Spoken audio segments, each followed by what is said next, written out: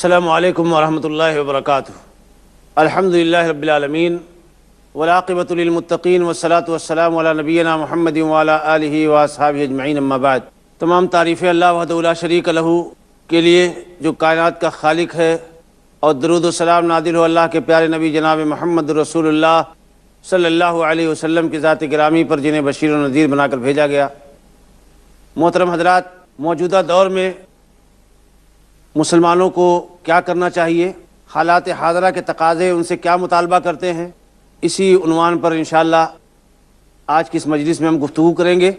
یہ چیز بالکل واضح اور بین ہے تاریخ اسلام کے اور سیرت طیبہ کے حوالے سے کہ نبی کائنات علیہ الصلوۃ والسلام کے آنے سے پہلے عرب کے معاشرے میں انارکی اور بدنظمی پھیلی ہوئی تھی، اور بدامنی کا دورہ تھا، ظلم کا غلبہ تھا، ظالم مظلوموں کو جینے کا حق نہیں دیتے تھے، لڑکیوں کو زندہ درگور کر دیا جاتا تھا، قافلے لوٹ لیے جاتے تھے، اور کمزوروں کی سسکیاں اور کراہیں تھمنے میں نہیں آتی تھی، ان کا آنسو پوچھنے والا کوئی نہیں تھا، یتیموں کی خبر گیری کرنے والے اور بیواؤں سے ہمدردی رکھنے والے اس دنیا میں انگلیوں پر گنے جا سکتے تھے۔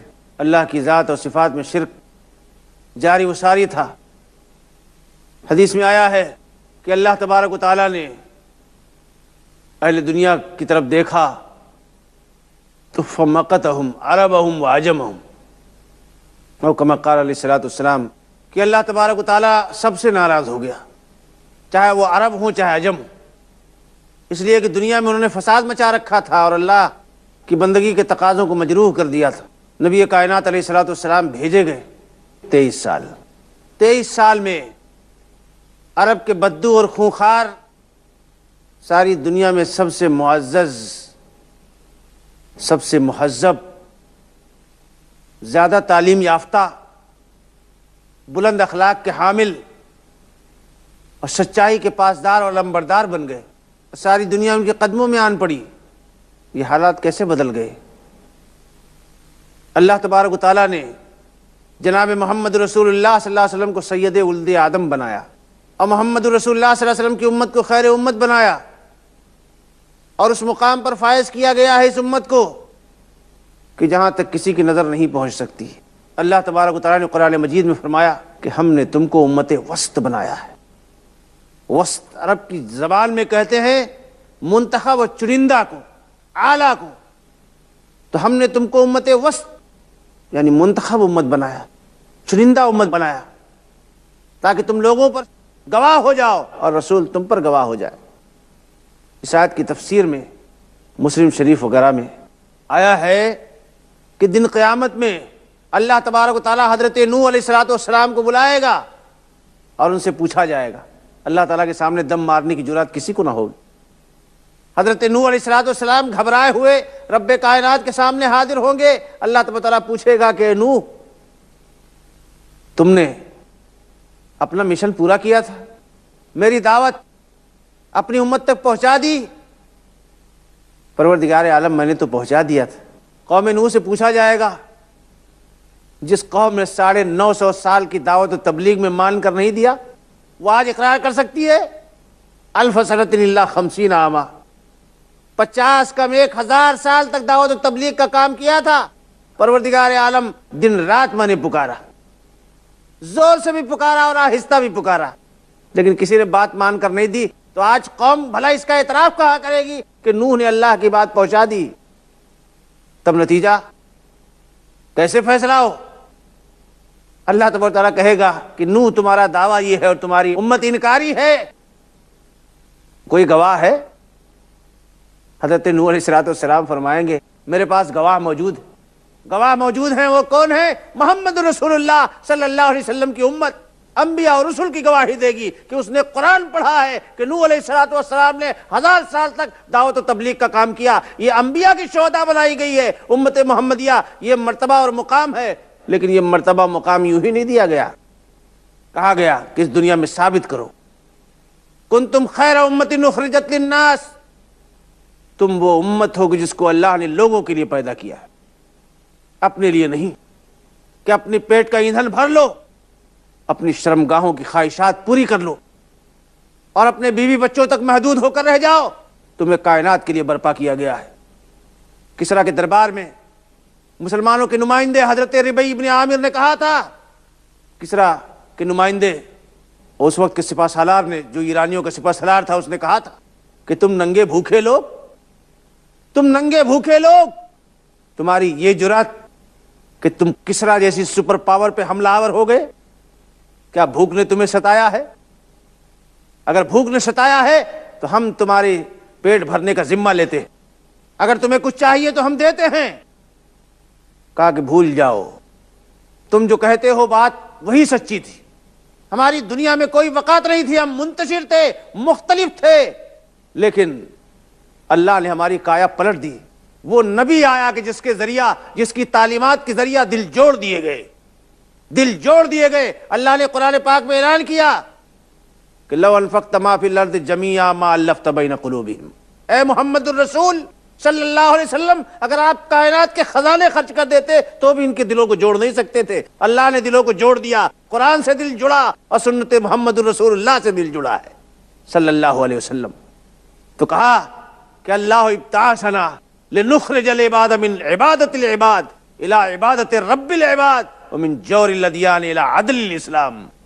اللہ نے ہم کو برپا کیا ہے، اللہ نے ہم کو خصوصی طور پہ اٹھایا ہے تاکہ ہم بندوں کو بندوں کی بندگی سے نکال کر رب کائنات کی بندگی کی طرف لے جائیں، اور تمام دھرموں کے ظلم سے نکال کر ان کو اسلام کے عدل کی چھاؤں میں لے جائیں. ہم وہ قوم ہیں، اللہ نے ہم کو خصوصی طور پہ اٹھایا ہے. کائنات سے ظلم کا خاتمہ کرنا یہ ہماری ذمہ داری ہے، اور رب کی بندگی کے ڈنکے بجانا یہ ہماری ڈیوٹی ہے. اور جب ہم اس ڈیوٹی پر جمے رہیں گے، اس ڈیوٹی کو انجام دیں گے، تو اللہ تبارک و تعالی ہمیں عزت دے گا. اللہ تبارک و تعالی نے قرآن مجید میں ارشاد فرمایا کہ وعد اللہ الذین آمنوا منکم وعملوا الصالحات لیستخلفنہم فی الارض کما استخلف الذین من قبلہم وليمكنن لهم دینہم الذی ارتضی لهم وليبدلنهم من بعد خوفهم امنا یعبدوننی لا یشرکون بی شیئا. اللہ کا وعدہ ہے مومنوں سے کہ اللہ تبارک و تعالی زمین کی خلافت ان کو دے گا جیسے پچھلی امتوں کو بنایا تھا، جو ایمان والے ہیں، جو عمل صالح کرتے ہیں. اور ایسا خلیفہ بنا دے گا کہ امن ہی امن رہے گا دنیا میں، خوف نہیں ہوگا، خوف کا خاتمہ ہو جائے گا. دنیا پہ راج کرو گے اور میری عبادت کرو گے، کسی کے ساتھ شریک نہیں کیا جائے گا. اللہ اکبر. اللہ کا یہ وعدہ کیسے پورا ہوا؟ حضرت عدی ابن حاتم رضی اللہ تعالیٰ عنہ اللہ کے نبی صلی اللہ علیہ وسلم کی خدمت میں حاضر ہوئے تو صلیب پہنے ہوئے تھے، عیسائی تھے. اللہ کے نبی صلی اللہ علیہ وسلم نے وہ صلیب اتاری، اور جب آپ آئے تو نبی کائنات علیہ الصلوۃ والسلام قرآن پاک کی اس آیت کی تلاوت کر رہے تھے کہ اتخذوا احبارهم ورهبانهم اربابا من دون اللہ، کنہوں نے اپنے علماء اور پادریوں کو اللہ کے سوا رب بنا رکھا ہے. حضرت عدی ابن حاتم چوک گئے، کہنے لگے اللہ کے نبی ہم نے ان کی پوجا تو نہیں کی، ہم نے کبھی ان کی عبادت تو نہیں کی. اللہ کے نبی نے پوچھا کہ عدی، جن چیزوں کو وہ حلال کر دیتے تھے ان کو تم حلال مانتے تھے یا نہیں مانتے تھے؟ کہا اللہ کے نبی مانتے تھے. کہا جن چیزوں کو وہ حرام کر دیتے تھے اسے حرام مانتے تھے نہیں مانتے تھے؟ کہا اللہ کے نبی مانتے تھے. تب تلک ہی عبادتہم، یہی عبادت ہے، کیونکہ حرام اور حلال کرنے کا حق صرف رب کائنات کا ہے. دنیا میں کسی کو یہ حق حاصل نہیں ہے. اگر علماء کو یہ حق دیا اور پادریوں کو یہ حق دیا تو تم نے گویا ان کو رب بنایا. یہ اللہ کا فیصلہ ہے قرآن میں، اور نبی کائنات کی تشریحات ہیں. کسی کو حق نہیں ہے شریعت بنانے کا سوائے اللہ تبارک و تعالیٰ کے. اور آؤ دیکھو، یہ عدی ابن حاتم بیان فرماتے ہیں کہ اللہ کے نبی نے مجھ سے کہا کہ کسریٰ کے خزانے کو فتح کرنے میں عدی تم بھی شامل ہوگے. اللہ ہوگی، کیا بات تھی. اور عدی بتاتے ہیں یہ بات کب کہی اللہ کے نبی صلی اللہ علیہ وسلم نے. ایک آدمی آیا کہنے لگا اللہ کے نبی بڑی فقیری و محتاجی ہے، بڑی غریبی کا عالم ہے، اور آپ کے اکثر صحابہ غربت میں زندگی گزار رہے تھے. اور دوسرا آدمی آیا، اس نے کہا اللہ کے نبی بڑی بدامنی ہے، قافلے لوٹ لیے جاتے، بڑی بدامنی ہے، قافلے لوٹ لیے جاتے ہیں، اور بڑی فقیری ہے، بھکمری ہے. اور نبی کائنات نے اس کی بات کا جواب نہیں دیا. عدی کو مخاطب کر کے کہا عدی تم نے ہیرا دیکھا ہے؟ کہا اللہ کے نبی دیکھا تو نہیں، میں نے سنا ہے۔ کہا ہیرا سے ایک عورت چلے گی اور شہن کعبہ تک آئے گی اور اسے کوئی روکنے والا نہیں ہوگا۔ حضرت عدی کہتے ہیں میں نے اپنے دل میں کہا کہ این الدعار الطیین الذین سعروا البلاد، یہ قبیلے بنی طے کے ڈاکو اس وقت کہاں چلے جائیں گے جنہوں نے زمین میں فساد کی آگ بھڑکا رکھی ہے اور قافلوں کو لوٹ لیتے ہیں، یہ ڈاکو کہاں چلے جائیں گے؟ میں نے اپنے دل میں کہا اللہ کے نبی صلی اللہ علیہ وسلم نے دوسری بات کہی کہ لَتَفْتَحُنَّ كُنُوزَ کسریٰ، اے عدی تم کسریٰ کے خزانے فتح کرو گے۔ میں نے پوچھا، چونک گیا، کیونکہ سپر پاور پر حملہ کرنے کے بارے میں بھی نہیں سوچ سکتے تھے، چاہے کہ ان کے خزانے فتح کرے، تصور میں بات کہاں آ سکتی تھی؟ عرب کے فقیر اور محتاج اور بھکمری کا شکار لوگ اور بدامنی کا شکار لوگ جو لوٹ لیے جاتے تھے، ان کو یہ تصور ہو سکتا تھا کہ اس وقت کی سپر پاور کی آنکھوں میں آ کے ڈال سکے اور ان سے ٹکرا سکے؟ کہا مجھے تعجب ہوا، میں نے پوچھا کسریٰ انوشرواں، وہی کسریٰ جو ایران کا بادشاہ ہے اللہ کے نبی؟ ہاں وہی کسریٰ۔ اور تیسری بات اللہ کے نبی نے فرمائی کہ ایک آدمی اپنا مال لے کے نکلے گا، ایک مال لے کے نکلے گا، زکوٰۃ صدقہ، کہ کوئی آدمی اس کو قبول کر لے لیکن اس کو کوئی قبول کرنے والا نہیں ہوگا۔ حضرت عدی بن حاتم رضی اللہ تعالیٰ عنہ فرماتے ہیں اللہ کی قسم میں نے وہ دیکھا کہ ایک عورت ہیرا سے چلتی ہے، اس صحن کعبہ تک آتی ہے، اس کو کوئی ٹوکنے والا نہیں ہے، اور میں ان لوگوں میں شامل تھا جنہوں نے کسریٰ کے خزانے فتح کیے۔ اور اگر تم زندہ رہے تو دیکھو گے نبی کائنات کی تیسری بات بھی صحیح ثابت ہوگی کہ ایک آدمی اپنی زکوٰۃ لے کے نکلے گا اور کوئی اس کو قبول کرنے والا نہیں ہوگا۔ اور لوگوں نے دیکھا کہ حضرت عمر ابن عبدالعزیز رحمۃ اللہ علیہ کے زمانے میں وہ دور آیا کہ زکوٰۃ کا لینے والا کوئی باقی نہیں رہ گیا۔ اسلام حالات کو ایسے بدل دیتا ہے، رحمتیں آتی ہیں، برکتیں آتی ہیں، یہ توحید کی برکت ہے، اتباع کتاب و سنت کی برکت ہے۔ اور اللہ کے نبی نے فرمایا تھا کہ واللہ مل فقر اخشی علیکم، اللہ کی قسم مجھے کبھی اس بات کا خوف نہیں ہے کہ میری امت فقیری اور محتاجی کی وجہ سے ہلاک ہو جائے گی یا اس کو پریشانیوں کا سامنا ہوگا، خوف اس بات کا ہے کہ دنیا تم پر پھیلائی جائے گی، بہت کشادگی آئے گی تمہارے اوپر اور تم دنیا کے بارے میں مقابلہ آرائی کرو گے۔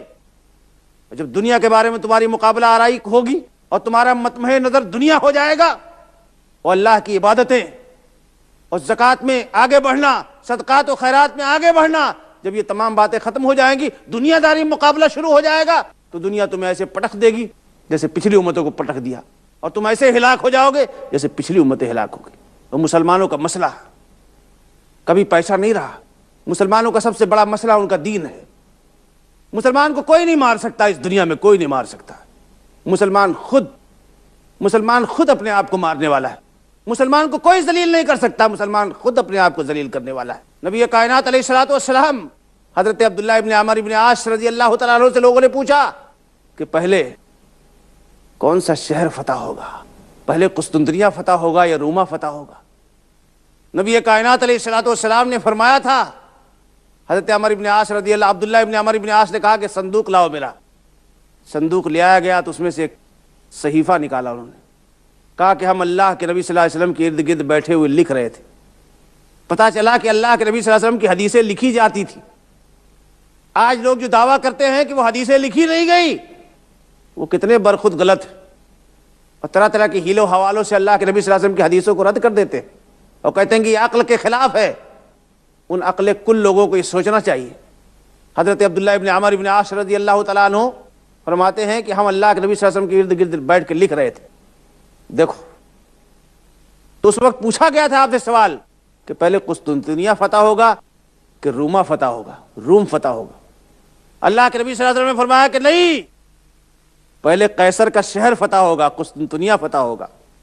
اللہ کے نبی صلی اللہ علیہ وسلم کی اس پیشن گوئی کے 800 سال کے بعد فاتح عثمانی کے ہاتھ پہ قسطنطنیہ فتح ہوا، اور انشاءاللہ وہ دن آئے گا کہ روم بھی فتح ہوگا، یہ ہو کر رہے گا۔ نبی کائنات کی بات کبھی جھوٹی نہیں ہو سکتی، کبھی غلط نہیں ہو سکتی، اور مسلمان حالات سے کبھی مایوس نہیں ہو سکتا۔ اور مسلمان تو اس حال میں بھی اللہ نے اس کی مدد کی تھی۔ اللہ کے نبی صلی اللہ علیہ وسلم نے صفا کی پہاڑی پہ چڑھ کے یہ دعا پڑھی تھی، لا الہ الا اللہ وحدہ لا شریک لہ انجز وعدہ ونصر عبدہ وہزم الاحزاب وحدہ، کہ تنہا اللہ تبارک و تعالیٰ نے لشکروں کو شکست دی تھی۔ وہ حال تھا کہ اللہ کے نبی صلی اللہ علیہ وسلم کے صحابہ کمزور تھے، پورا عرب ان کے خلاف پلا ہوا تھا، خندق کھود کے وہ پناہ میں تھے۔ اس زمانے میں اللہ تبارک و تعالیٰ نے اس کا نقشہ کھینچا کہ اذکروا نعمت اللہ علیکم اذ جاءتکم جنود فارسلنا علیہا جنودا ریحا وجنودا لم تروها۔ اللہ کی اس نعمت کو یاد کرو کہ جب ہر طرف سے دشمنوں نے تم کو گھیر لیا، تب اللہ تبارک و تعالیٰ نے تمہاری مدد کی، ہوا کے ذریعہ مدد کی، اور اللہ تبارک و تعالیٰ نے ایسی فوج کے ذریعہ مدد کی جو دکھائی نہیں دیتی۔ اس وقت ماجرا کیا حال کیا تھا کہ جاؤکم من فوقکم ومن اسفل منکم وإذ زاغت الابصار وبلغت القلوب الحناجر وتظنون باللہ الظنون، کہ جب اوپر سے بھی آئے، نیچے سے بھی آئے، اور ہر طرف سے گھیر لیے گئے، اور کلیجے منہ کو آ گئے، آنکھیں نکل پڑی، کلیجے منہ کو آ گئے، اللہ کے بارے میں طرح طرح گمان کرنے لگے۔ اور منافقوں نے کیا کہا جب یہ حالات دیکھے؟ تو منافق یہ کہہ سکتا ہے، منافقوں نے یہ کہا کہ ما وعدنا اللہ ورسولہ الا غرورا، اللہ اور اس کے رسول کا وعدہ دھوکا تھا۔ اتنے میں گھبرا گیا کچھ لوگ۔ اللہ نے قرآن پاک میں فرمایا کہ منہم من یعبد اللہ علی حرف، ایک کنارے پہ اللہ عبادت کرتا ہے، ہمیشہ بھاگنے کے چکر میں رہتا ہے، جب فائدہ ہوا تو مسلمان ہے، اور جب نہیں فائدہ ہوا تو اللہ کا باغی۔ منافقوں نے کہا ہے حالات دیکھ کے کہ ما وعدنا اللہ ورسولہ الا غرورا، اللہ اس کے رسول کا وعدہ دھوکا تھا۔ اور مومنوں نے جب سنا تو کیا کہا؟ ھذا ما وعدنا اللہ ورسولہ، اللہ اس کے رسول نے پہلے کہا تھا کہ تمہیں آزمائش کی بھٹی میں ڈالا جائے گا، تمہیں آزمایا جائے گا، اور یہ آزمائش کا وقت آیا اللہ اس کے رسول کے کہنے کے مطابق، اور اللہ اس کے رسول نے سچی بات کہی۔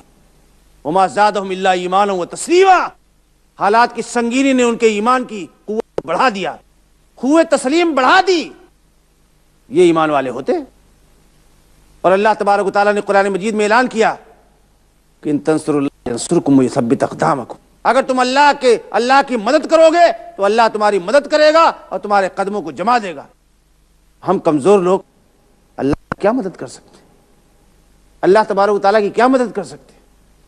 مفسرین کا اس بات پہ اتفاق ہے کہ اللہ کی مدد سے مراد اللہ کے دین کو قائم کرنا ہے۔ سب سے بڑی بات تو دین کی سمجھ ہے۔ آج دین کی سمجھ ہی ہمیں حاصل نہیں۔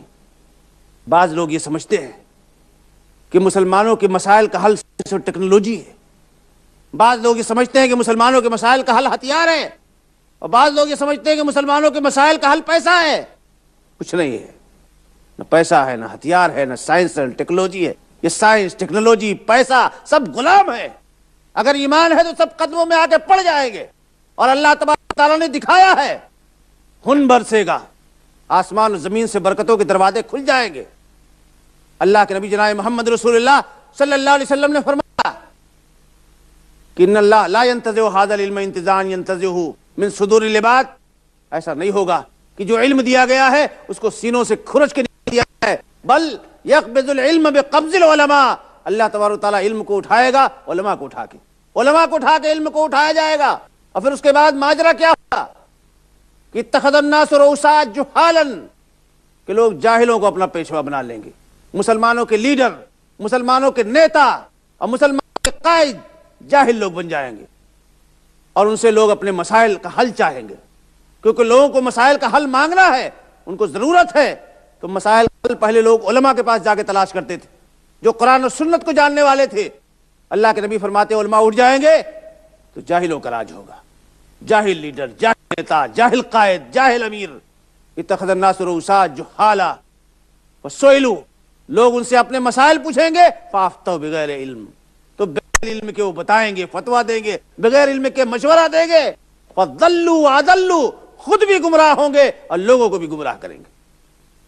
اللہ کے نبی نے فرمایا کہ ان اخوف ما اخاف علیکم ائمۃ مضلین، بلکہ آپ نے فرمایا کہ من الدجال، دجال سے بھی زیادہ مجھے جس چیز کا خوف ہے اپنی امت کے بارے میں، وہ گمراہ کرنے والے امام ہیں، گمراہ کرنے والے ائمہ ہیں، جو چند ٹکوں کے عوض اپنے فتوے بیچ دیتے، جو چند ٹکوں کے عوض قرآن بیچ دیتے، جو اللہ کے نبی صلی اللہ علیہ وسلم کی سنتیں بیچ دیتے اور دنیا کو گمراہ کرتے۔